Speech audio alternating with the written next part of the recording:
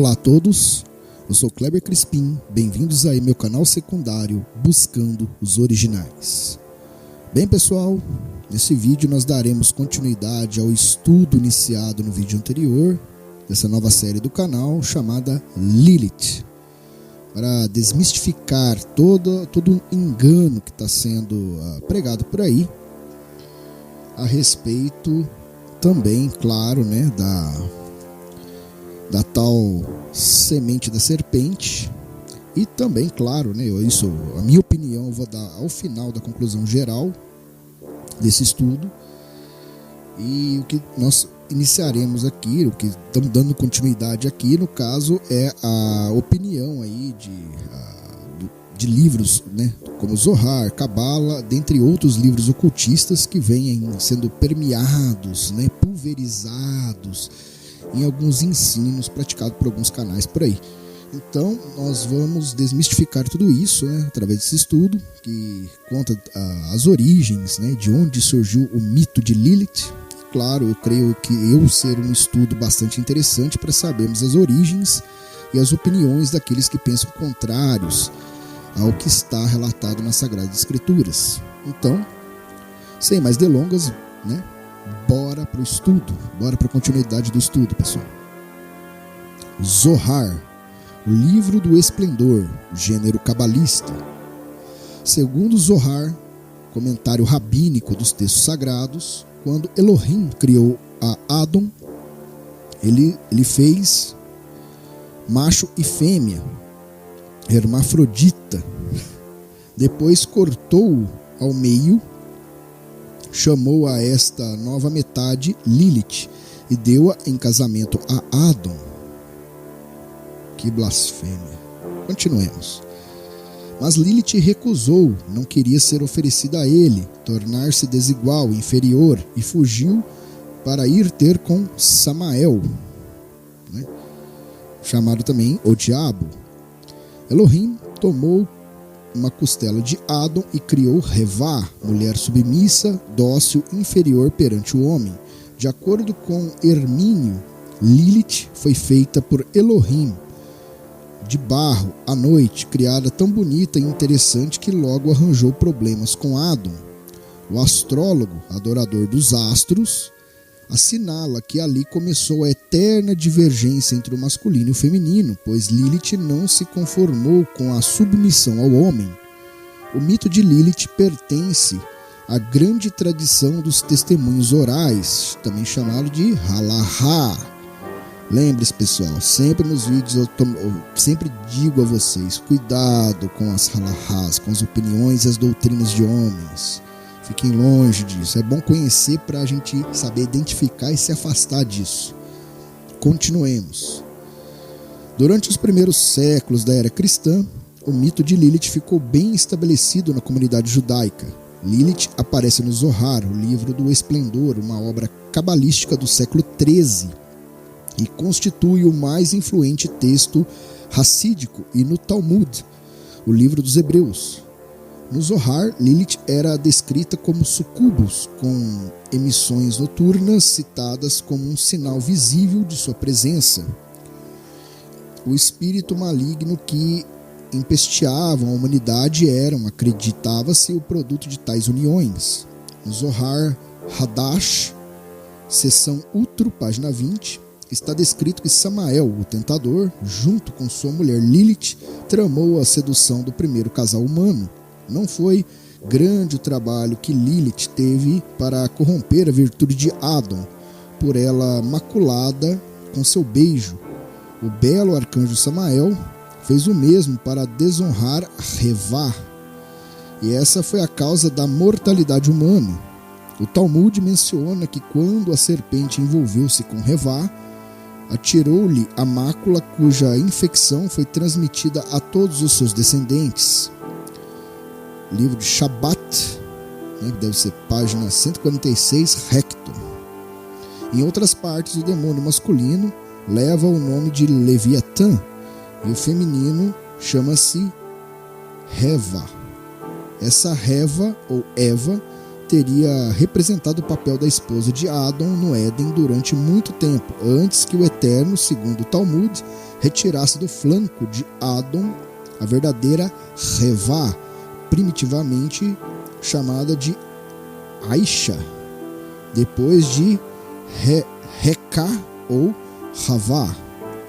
Das relações entre Adon e Revá, serpente, teriam nascido legiões de larvas, de súcubos e de espíritos semiconscientes elementares.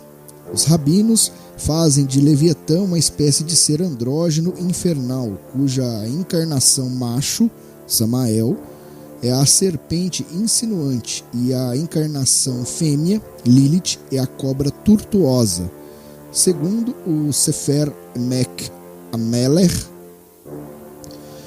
esses dois seres serão aniquilados no fim dos tempos. Nos tempos que virão, o Altíssimo decapitará o ímpio Samael, pois está escrito, segundo o livro de Yeshayahu, capítulo 17, versículo 1. Nesse tempo, Yahua, com sua espada terrível, visitará Leviatã, a serpente insinuante que é Samael, e Leviatã, a cobra tortuosa que é Lilith. Segundo aí, Fol 130, capítulo 11.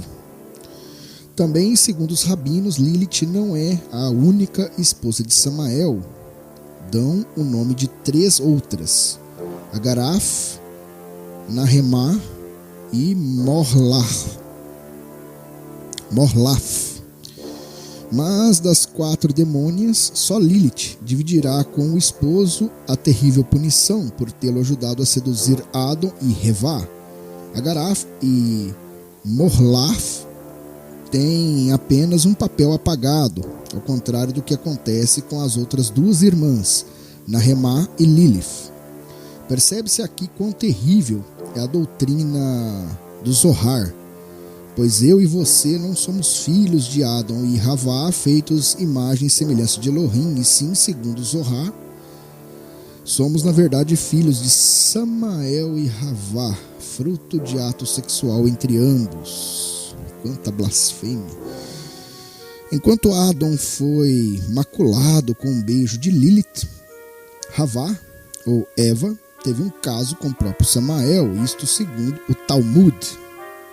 Diz a fábula judaica que depois de Adon e Revá foram expulsos do jardim do Éden, Lilith e suas seclas, todas na forma de incubos sucubos, os atacaram, fazendo assim com que Adon procriasse muitos espíritos impuros e Revá mais ainda. Segundo a tradição judaica, Lilith faz os homens terem poluições noturnas para gerar filhos demônios. Há um costume ainda praticado em Jerusalém de espantar esses filhos do corpo morto de seu pai, andando em círculo com o cadáver antes do sepultamento e atirando moedas em diferentes direções para distrair os filhos demônios. Durante a Idade Média, as histórias sobre Lilith se multiplicaram. Já foi, por exemplo, identificada como uma das 2 mulheres que foram ao rei Solomon para que ele decidisse qual das 2 era a mãe de uma criança que ambas reivindicavam. O nome de Lilith nas separadas escrituras, na Bíblia.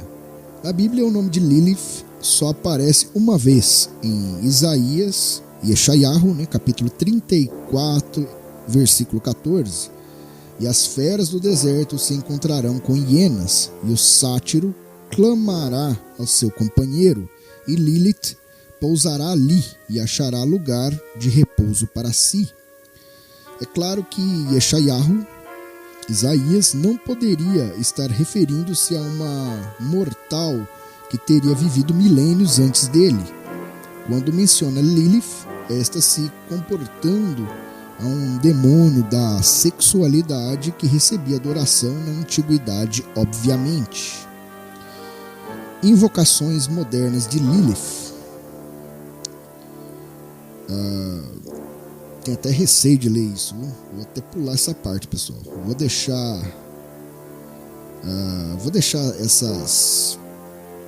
isso aqui para quem quiser ler. Vai estar aí, eu não vou pronunciar tais palavras, ok? Vou até fazer um silêncio aqui. Bem, quem quiser aí, no caso é o seguinte, eu vou só dá um pause e lê essas coisas aqui. A invocação de Lilith, um rito de sexualidade negra. A invocação descrita aqui é o texto de uma mensagem entregue pela entidade espiritual anos não identificada para Sir Edward Kelly em 1592 durante um ritual de vidência. Kelly, justamente com o Dr. John D. Royal, da Rainha Elizabeth, originado o sistema enoquiano da magia. A visão desta entidade foi tão assustadora que Kelly abandonou o trabalho de magia daquele dia em diante. Apesar de nunca Kelly identificar a entidade, na opinião de muitos entendidos ela representava a egrégora de Lilith. A invocação é uma tradução do alemão de uma sessão de Lilith Ritus por Sorrel Rachel. Deve ser isso. O chamado de Lilith é adaptado de O Hino a Hecate por Frater U.D. Repare a assinatura maçom. Um aviso importante. Não é de meu interesse transmitir todo o rito Lilith, somente o necessário para uma compreensão de que esta é um demônio de maior força no ocultismo. Temida pelos próprios adoradores, não são todos que se aventuram em sua invocação. Assim reza o diretório. Lilith é a egrégora primária do animo escuro. Ela é de domínio sexual, libertos e poder. Essa invocação não deve ser tentada por aqueles com pouca prática em magia cerimonial, nem por aqueles que obrigam problemas psicológicos não resolvidos relativos à sexualidade. Eventos devem ser admitidos a transpirar como eles vão. Os participantes devem estar dispostos a submeter-se à dominação sexual do operador principal, invocando Lilith. O rito é mais eficaz se os participantes conhecem e confiam no operador principal e entre si com antecedência. Algumas pessoas acham dificuldade e submissão sexual desconfortável. Objetivo, então, eles pedem ser os que mais têm a ganhar como participantes. Qualquer um que pode ter medo dos efeitos psicológicos desse rito fariam bem em não participar do mesmo. O primeiro lugar não é para os tímidos. Os autores não assumem nenhuma responsabilidade pela irresponsabilidade do desempenho dos participantes deste rito. Você foi avisado. Aqui fala sobre os materiais, velas roxas, musk, incenso, um cálice de prata, a flagelação do chacote, capa preta, preferivelmente de cetim para o operador principal, vinho tinto, faca bisturi ou X-acto para extrair o sangue, um sistema de reprodução razoavelmente decente de música e do ano sinistro, a seleção musical sexual. Bem, pessoal, a gente vê aqui, através dessas coisas, que tais rituais, eu creio que eles não foram, nunca foram extintos. Eu creio que essas práticas vêm desde tempos imemoriais. Muitas pessoas, são atraídas aí por, no caso, ouro, prata, poder, status, ou seja, aquele ouro de tolo, que a humanidade toda se mata para ter. E creio que praticar tal magia, tais coisas, a gente sabe que as Sagradas Escrituras condenam, tanto que eu até evitei ler aquele trecho lá. E é complicado, pessoal? Não há nada de novo debaixo do domo celeste. Continuemos. Vamos falar aqui sobre a preparação. Não sei nem por que esse estudo traz isso, mas tudo bem. Continuemos aqui.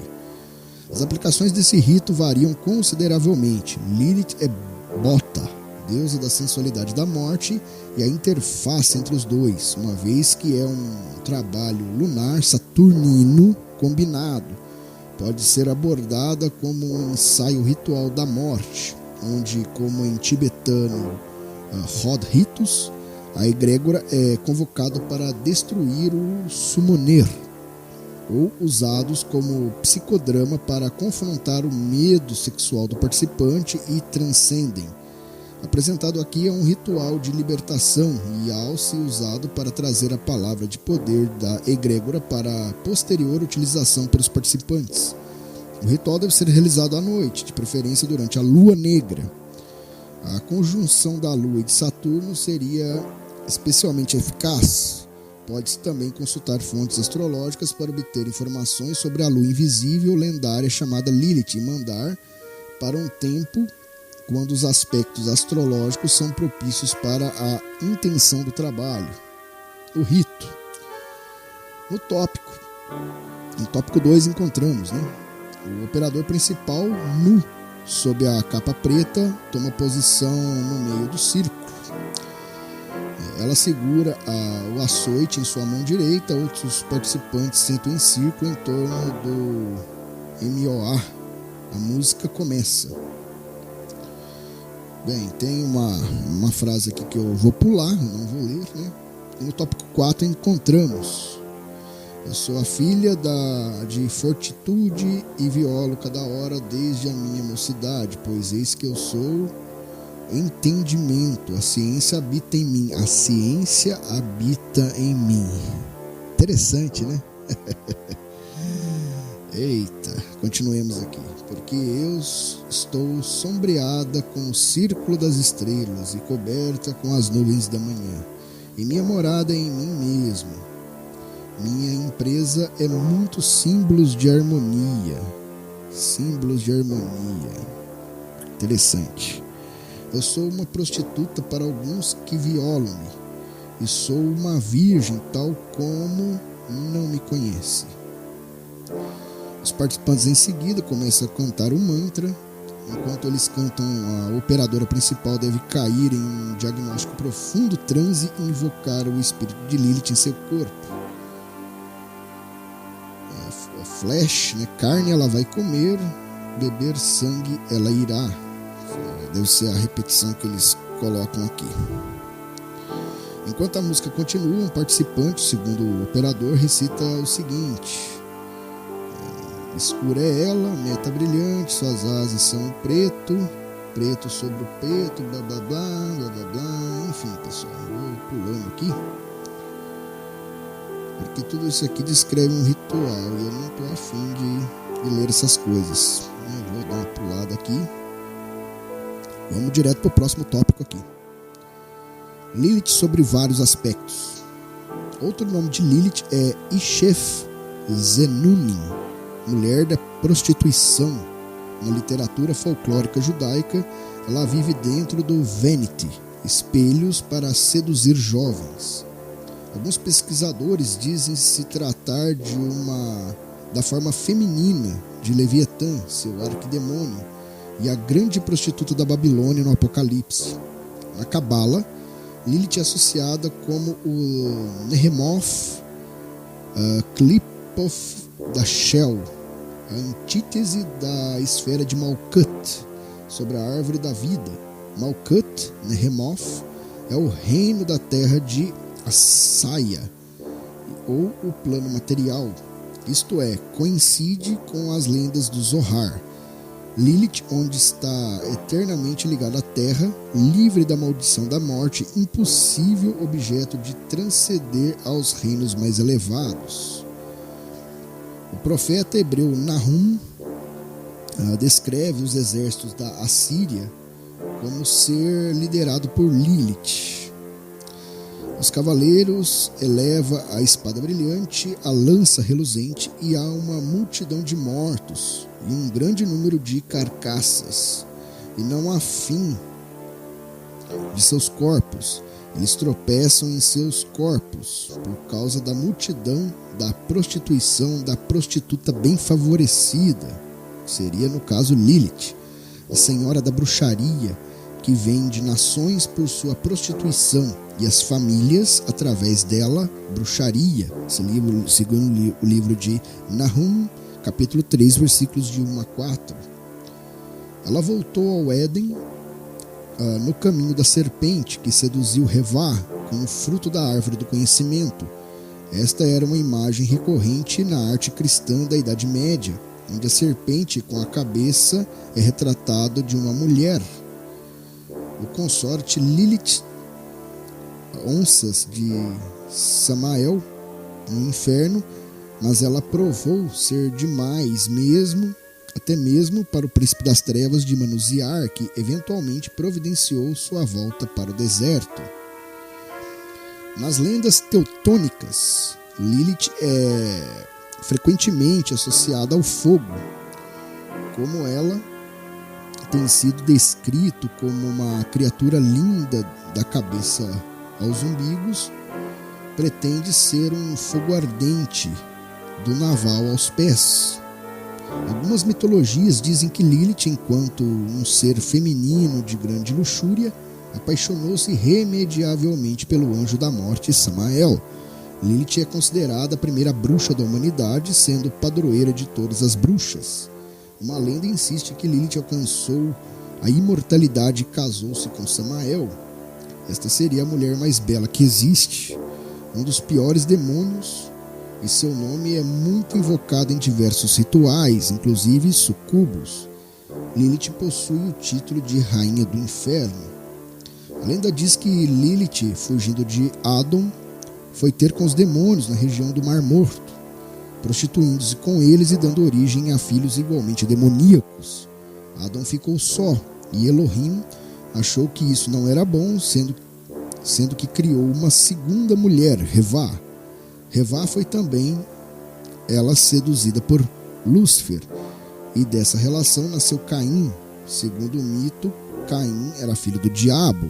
Ainda continua afirmando que a luxúria de Lilith foi determinante para trocar Adão por Hassatã, uma vez que o diabo deu um prazer a Lilith que Adão jamais poderia dar. Em troca das relações sexuais, Lúcifer concedeu a Lilith sabedoria mística e mágica. Foi essa sabedoria esotérica, a magia negra, que deu a Lilith os meios para fugir do paraíso e consumar a sua magia negra através da prostituição com os demônios. Lilith é um demônio sucubus que ataca os homens à noite e, cavalgando sobre o corpo de sua vítima, lhe suga a alma através do contato carnal. Segundo a etimologia judaica vulgar, o nome Lilith deriva de Lahil, que significa noite. O mesmo nome, de acordo com as tradições assírio-babilônicas, significa demônio feminino ou espírito dos ventos. Na antiga Mesopotâmia, ela é conhecida como um demônio feminino da noite. Era associada ao vento e pensava-se por isso que ela era portadora de mal-estares, doenças e mesmo da morte. Algumas vezes ela se utilizaria da água como uma espécie de portal para o seu mundo. A imagem de Lilith, sobre o nome Lilitu, apareceu primeiramente representando uma categoria de demônios ou espíritos de ventos e tormentas na Suméria, por volta do ano 3000 antes do Messias. Na Suméria e na Babilônia, ela, ao mesmo tempo em que era cultuada, era identificada com os demônios e espíritos malignos. Seu símbolo era a lua, pois assim como a lua, ela seria uma deusa de fases boas e ruins. Alguns estudiosos assimilavam a várias deusas da fertilidade, assim como deuses cruéis devido ao sincretismo com as outras culturas. No fictício livro de Nod, é também conhecida como deusa da lua, aquela que ensina Caim habilidades vampirescas. Nos 2 últimos séculos, a imagem de Lilith começou a passar por uma remarcável transformação em certos círculos intelectuais seculares europeus, por exemplo, na literatura e nas artes, quando os românticos passaram a se ater mais à imagem sensual e sedutora de Lilith. Ver a reprodução do quadro Lilith de John Collier, pintada em 1892, postada acima do artigo, e a seus atributos considerados impossíveis de serem obtidos, em um contraste radical à sua tradicional imagem demoníaca, noturna, devoradora de crianças, causadora de pragas e vampirismo. O mito de Lilith pertence à tradição dos testemunhos orais reunidos nos textos de sabedoria rabínica. Lilith é um arquétipo na tradição judaica. Para muitos autores, como Cicutere no livro Lilith, a Lua Negra, o mito forma parte dos grandes mistérios da Lua em relação à mulher. É a Lua ausente. São os 3 primeiros dias da Lua Nova, quando não existe claridade no céu, o mistério, o feminino, identificado com a morte, o prazer dos sentidos, a transgressão do mundo patriarcal da lei e da norma. É o que deve ser banido, castigado e exilado. Lilith representa não um erotismo vulgar, mas uma grande força de transmutação, a possibilidade de se libertar e de dizer não às situações de abuso e de desrespeito. Lilith é a noite, é a rainha da noite, é a lua, representa a lua, a oposição do sol. Lilith foge da luz, como uma vampira, precisa reinar nas trevas como algo desconhecido que causa medo nas criaturas.